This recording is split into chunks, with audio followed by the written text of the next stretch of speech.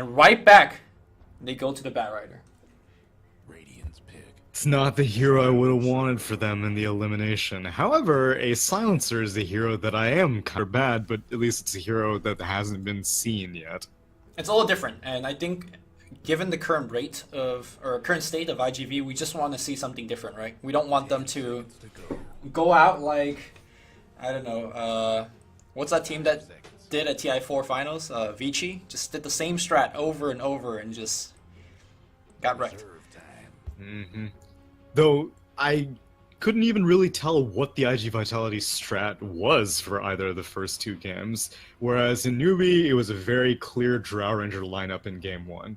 They just needed to make sure that Drow Ranger didn't get rolled in the early game, which happened. Like it was very easy to keep her protected, and they won in like 30 minutes.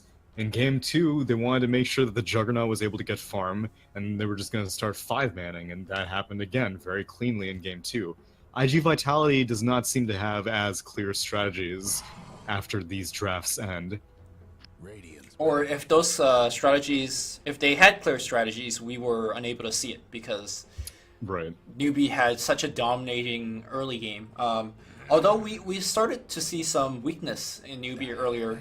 Remember when SC got randomly caught? He gave away like, I don't know, 1600 net worth just from one kill, and IG Vitality was able to take a tier 2 off of it. So I think NewBee is still a very beatable team, but you just have to catch them making those mistakes and punish them for making those mistakes.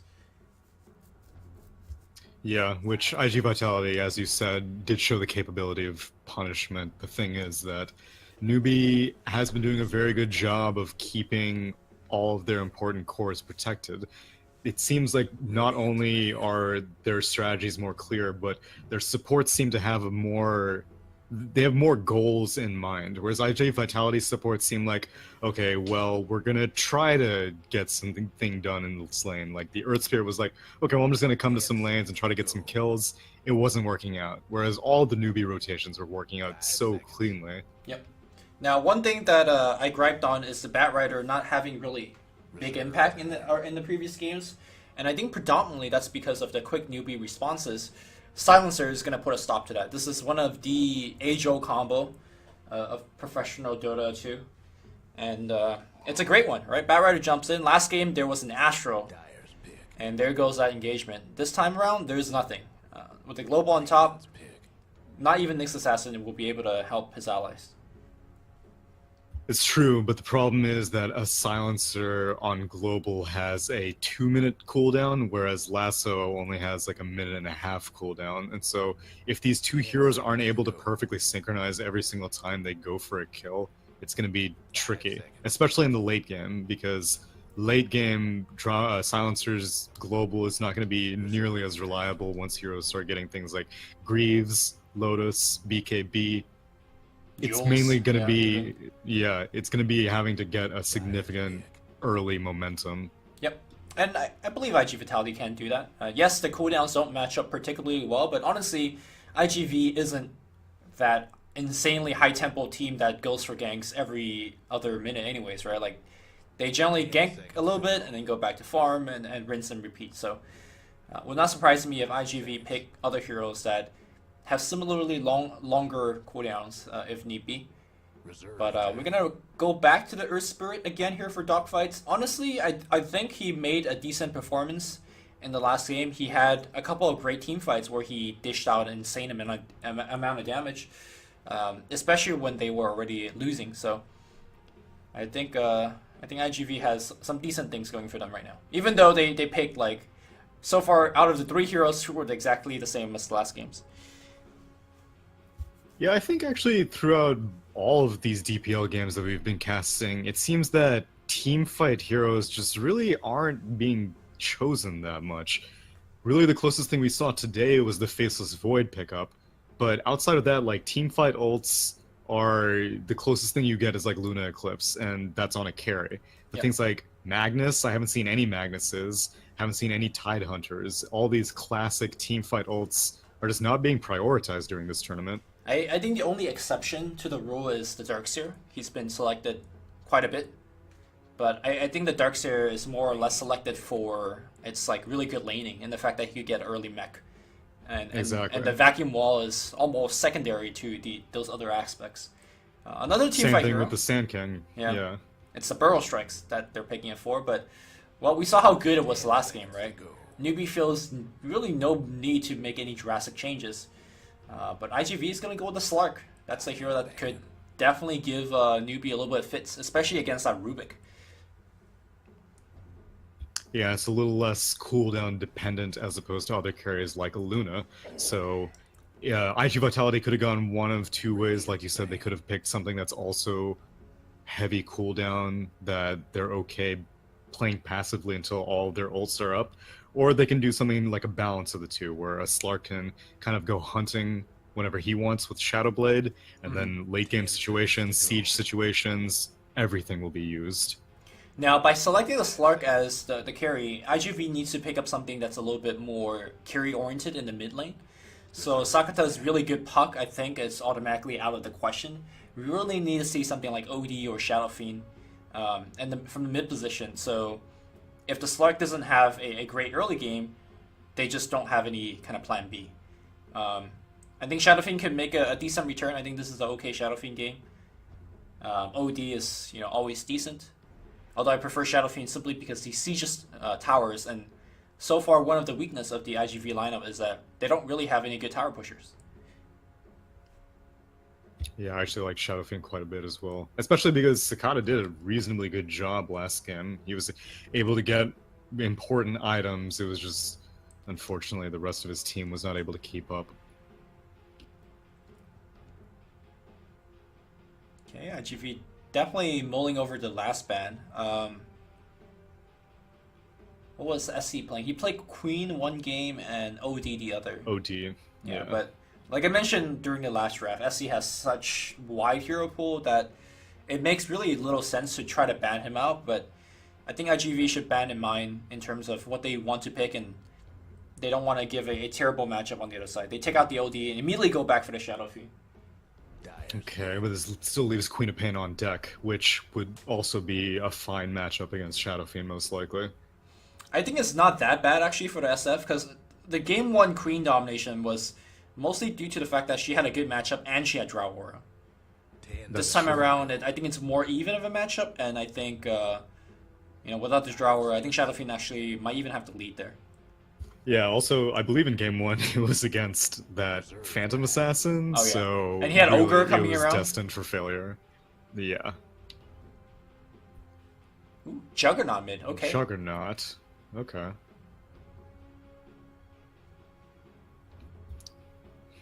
Interesting. I think they want a I hero don't that know which... if they see the Bat Rider coming, you could spin, and sure you get Lasso and you get Global, but you probably don't die during the duration of that Global, because spin is going to block so much of the damage output of IGV. So that might be the goal of having a kind of a durable mid hero that is not susceptible to the Bat Rider ganks that much, and definitely not susceptible to the Slark ganks.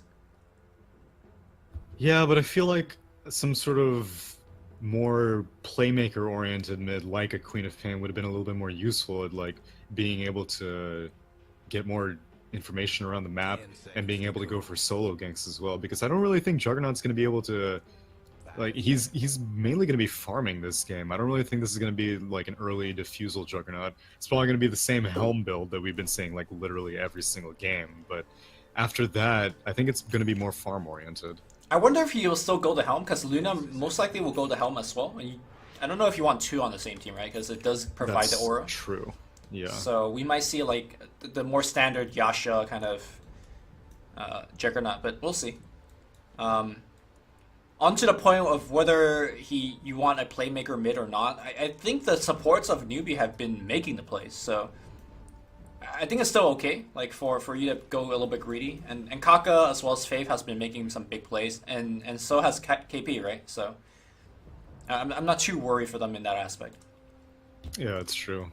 I've definitely been praising these NewBee supports in the first two games of this series. They always are managing to not only find farm, but they're just in the right place at the right time every time. And KP on this Nyx Assassin is definitely going to be in really good shape. And Sand King has been a famous menace throughout this entire tournament, and Rubik has been, as you said, seems to be a somewhat counterpick to Sand King, but NewBee has been just liking the combo with these two heroes put together.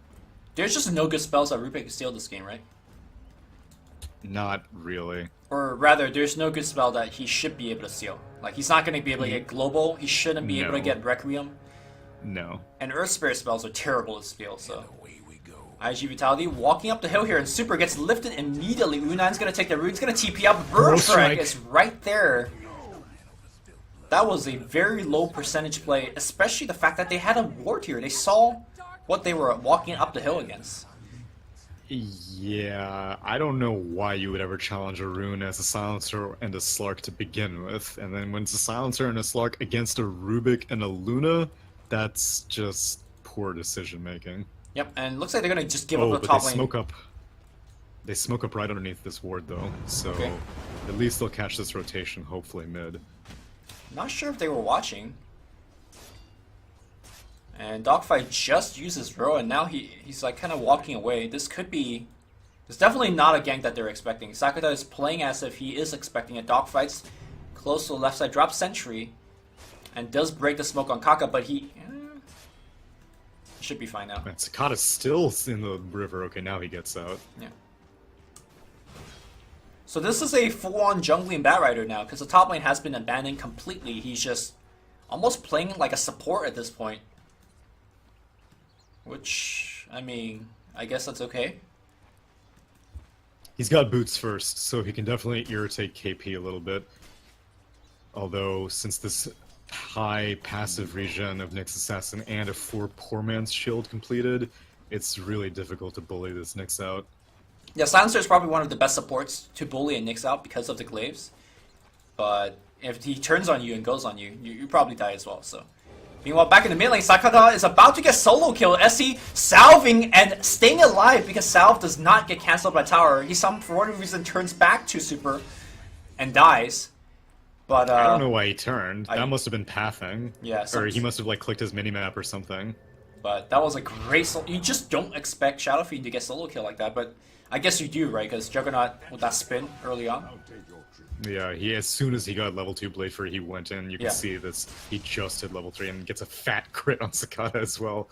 Yeah, the big thing is that SC has went for the boots build, and Sakata, well, has no boots. And that's why he's able to get up on him that easily. And Blade Fury's up again. SCCC? Dude, look at this lane control by a melee hero. Just like walking up, saying what's up.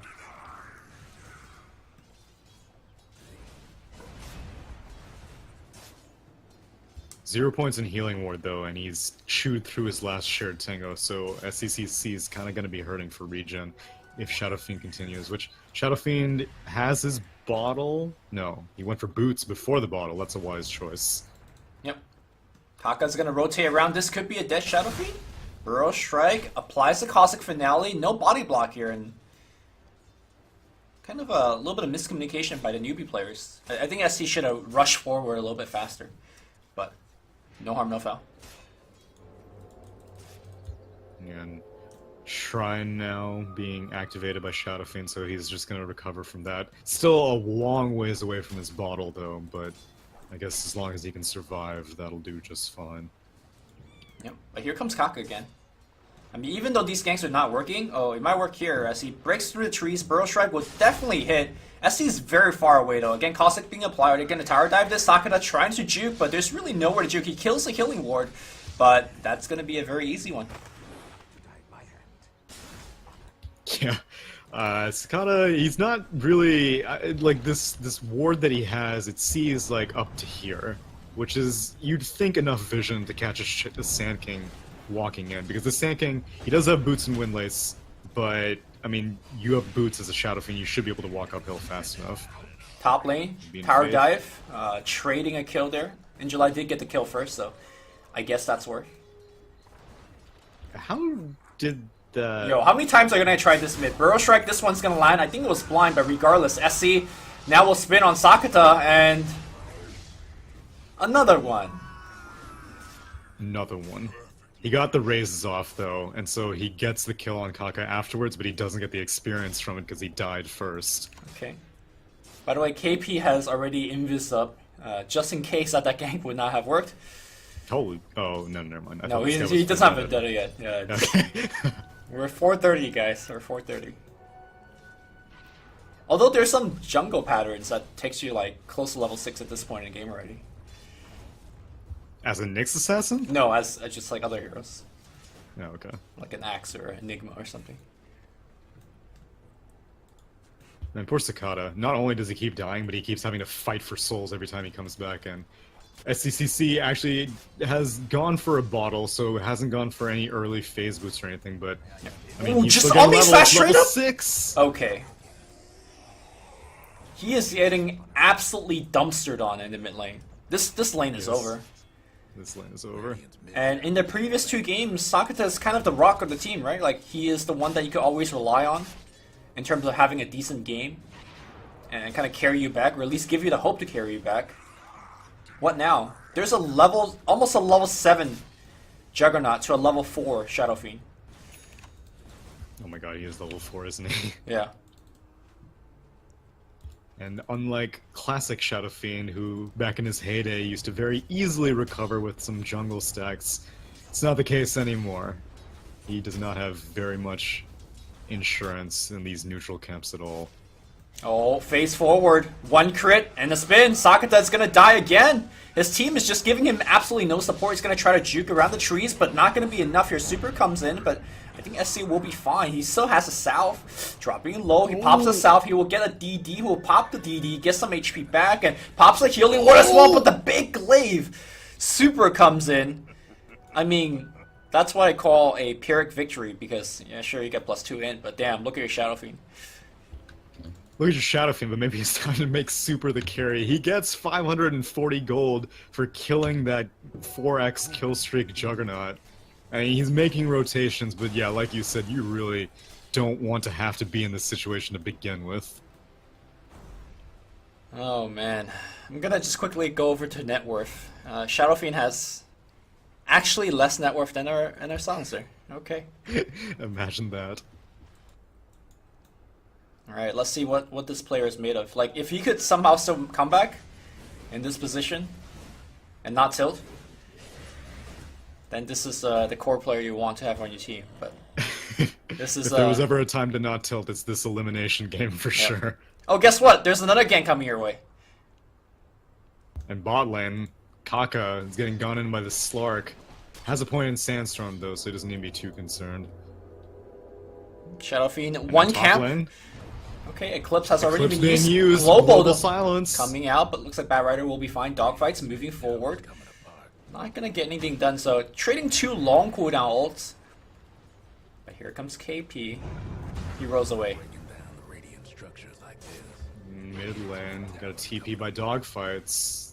You can't really expect to kill a Blade Fury Juggernaut though, and Omni Slash is up again. I mean, it doesn't really even seem like he needs Omni Slash for the kills, but it definitely makes it a lot easier.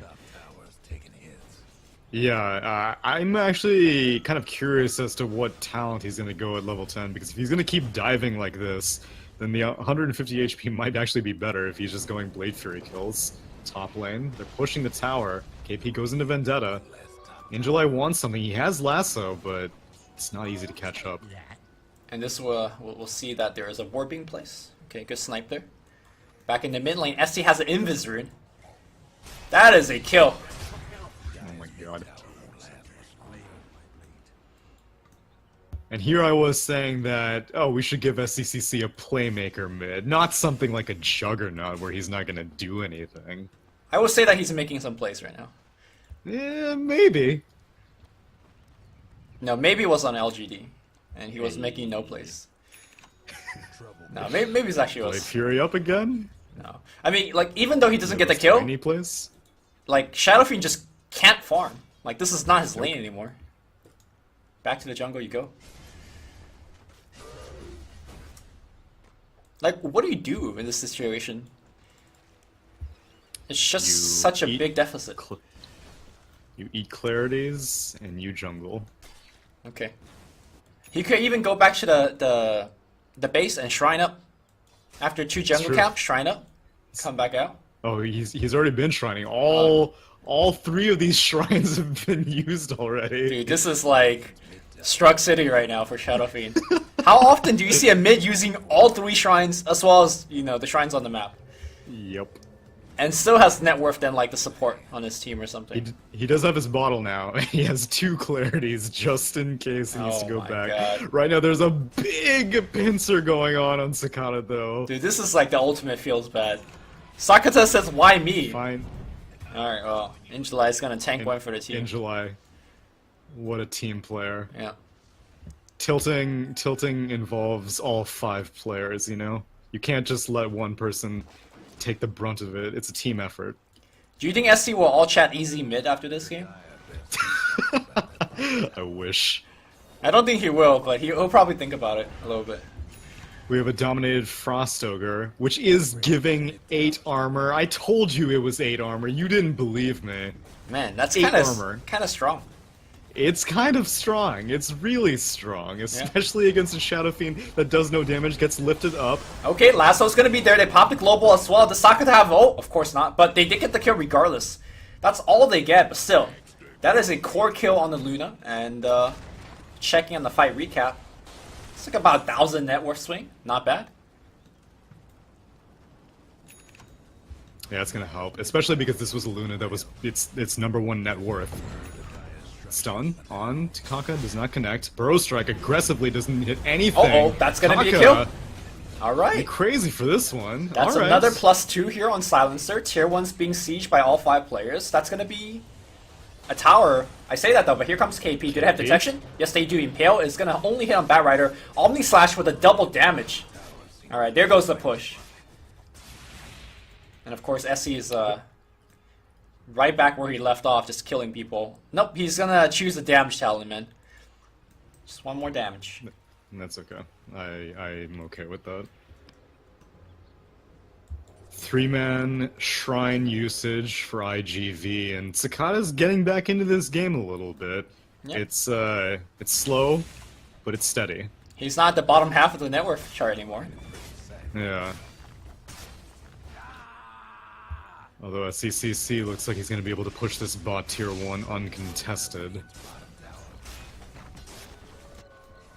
Okay. Shadowblade at mid. And one thing that, like, Paparazzi could just carry the team back, right? If you just find, like, maybe 3 to 4 pickoffs, and then ideally they get objectives on some of those pickoffs, they have a shot. Yeah, and this is what we were talking about in the draft as well. While Bad Rider and the Silencer are kind of cooldown dependent, Slark is pretty cooldown independent, as is the Earth Spirit. So maybe this is kind of what their backup plan was to begin with. If the other lanes go poorly, at least Slark will probably get uncontested farm, and he'll be able to make space for the rest of the team. Yep, Shadow Fiend. Haste Rune in his bottle, so hopefully would not die to spin at the very least. Oof, and their mid tower gets denied, so don't even get that gold. Yeah, it is unfortunate that it gets denied, but that's actually pretty good for a Slark, because now he gets much easier access into the enemy jungle. Which is why I see the sentry ward placed immediately after the tower goes down, so they'll be cognizant of some rotations. There's no observer to back it up, but since the creep waves will probably be crawling around. Yeah, I was watching IGV, they just double smoked.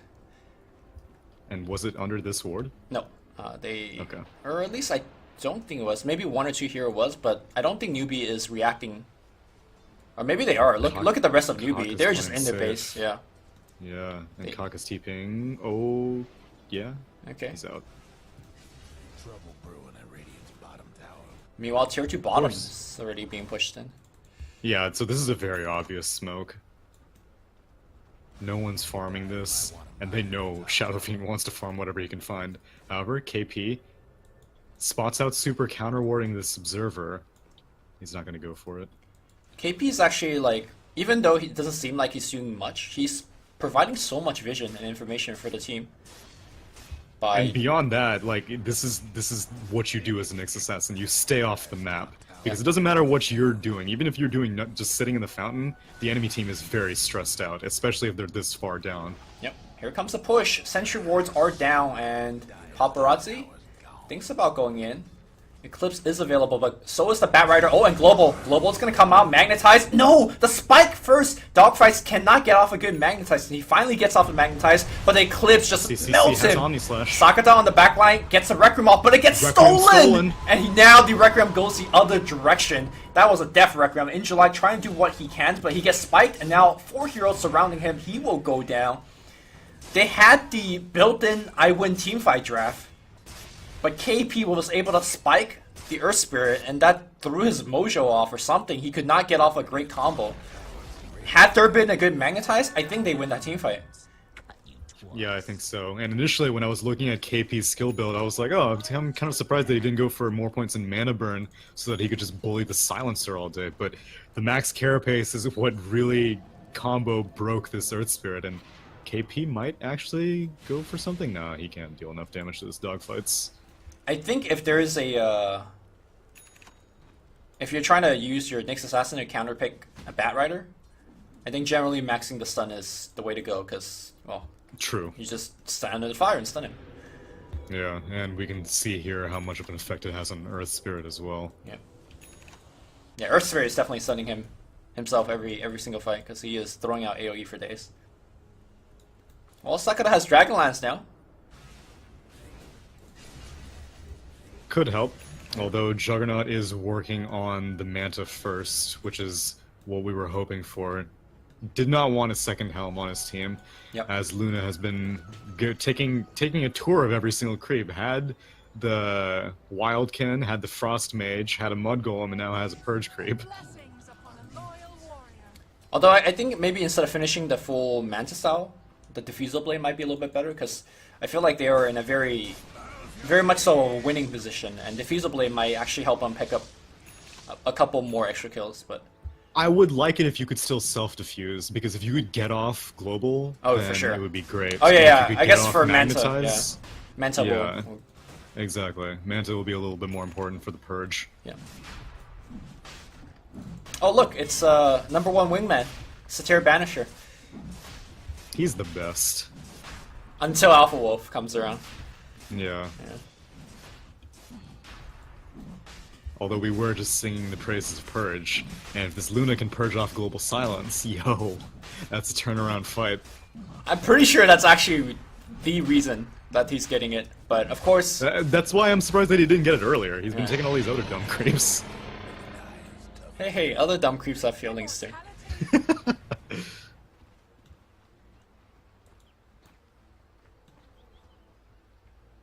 One thing I haven't noticed till now is KP just has a bottle. Just his own bottle. Interesting. He has a Blink Dagger. Yep. Wait, what do you mean he just has a bottle? I mean, I don't generally see offlane Nyx buying bottles, right? You just see Arcane Boots. He has Power Treads and bottle. True. It's just not... That's a good point. Not something you see too often. Sentry Ward will see the rotation in, but no, maybe not. They were smoked up. Sakata, ooh, he will die again. He's dead. Yeah. Ooh, that's not a good global. Nope. Somebody's on a roll. Super wisely puts out a curse, though, to make sure that Rubik can't steal it, but that's still not the global.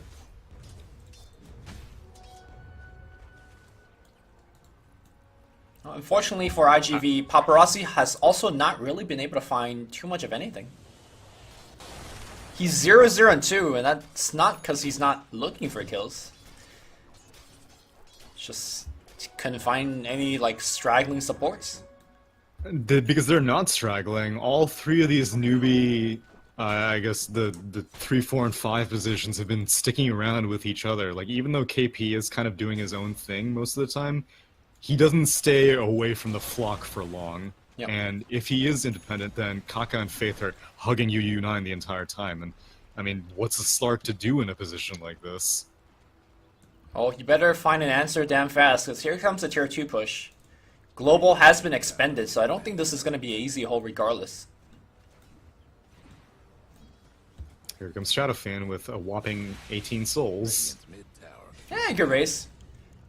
There you go. 20 souls. 21 souls. You're currently watching Counting with Tsunami, based on the red number that is over here. Dealing with numbers. Yeah. So very similar to game 1 and game 2, NewBee takes down all the other tower. Don't even think about high ground for a bit. Just will take down a shrine and whatever, and then go. See, part of the reason why I kind of liked the Slark pick was because I thought it was something that could throw NewBee off balance. Because all of like I was saying in the drafting phrase, all of IGV's drafts didn't have a clear objective in mind. This one, I can kind of see that they were trying to go for a little bit of cooldown-oriented stuff and a little bit of gank-oriented stuff. Just doesn't seem to work, though. Yep. Global back up, but now there are multiple ways on the team to actually break that global. Manta on both the cores, and here we go. Global's gonna fly out. No spike actually necessary. No, he actually spikes 2 heroes! KP, why is he so good? U9's gonna Manta and walks back out, and Magnetize does come out, but I'm not sure if it's gonna be enough. And here comes the Eclipse, doing a ton of damage in the other direction. Slark dies. Did not have BAB. Meanwhile, Kaka Burrow strikes the Bat Rider. Super trying to do what he can in terms of outputting some damage. Maybe U9 will actually die. Okay, he loses Aegis. Blinks forward in July, trying to do some work. Again, he gets spiked. Impaled. That's a 3-man Ravage. Burrow strikes a follow-up by Kaka, and it's going to be going the other direction. NewBee wins a decisive team fight right next to the melee Raxes, and they still got Luna full HP thanks to the Aegis.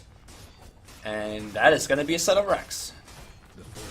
That was such good reaction by everyone. Yeah. Good game. Do I even need to say anything? Right. I don't think I've seen a better Nyx performance, at least in team fights, in a long time like that. That was exceptional. He blinked in literally the millisecond before Global came out, in between the lasso. It was so fast of a reaction. Granted, even if it was a successful lasso, even if they did pull the Luna back, even if they did kill her and get through the Aegis, the game was pretty far gone. Yeah, but I mean, why give him that chance, right? Why give him that avenue of comeback? KP says no, and that was it. So unfortunately, DPL Season 2 ends with a 3-0 stomp in the Grand Final. Congratulations to Team NewBee. They take home 240k, and IGV a little bit less than half of that, but still congratulations to them as well for making it this far. Thank you guys for reviewing. It is the last broadcast here at DPL. Happy New Year's! Year of the Cock is coming up next. Should be a very exciting one. You can find Tsunami at Tsunami643. Is that right? That's right. That is correct. Any final words before we close the stream? I gotta say I was a little bit underwhelmed having followed the journey all the way through quarterfinals to finals, but I think that's just a testament to how far a cut above NewBee is right now, above these other Chinese teams. This was just all 3 games were stomps. None of them were close whatsoever, and I am looking forward to all 5 of these players, sticking together as a roster. Has that been confirmed yet or no? If they were changing roster, I have not got a win of it, so I imagine they're sticking together. I hope so, because things went very, very well. So congratulations to them, and I hope the year of the cock is kind to them. All right, that's gonna do it for me as well. You can find me at Luminous Inverse. I guess my New Year resolution would be to do a little bit more streaming personally. So maybe you could follow that on Twitch TV/Luminous Inverse. And I think that is it. I don't know of the DPL Season 3. I mean, technically it's gonna come up, but I don't know when it will be up. So don't know when I will see you guys next, but when I see you. All right, I'll see you guys later. Bye bye. Thanks for watching. Thanks for watching.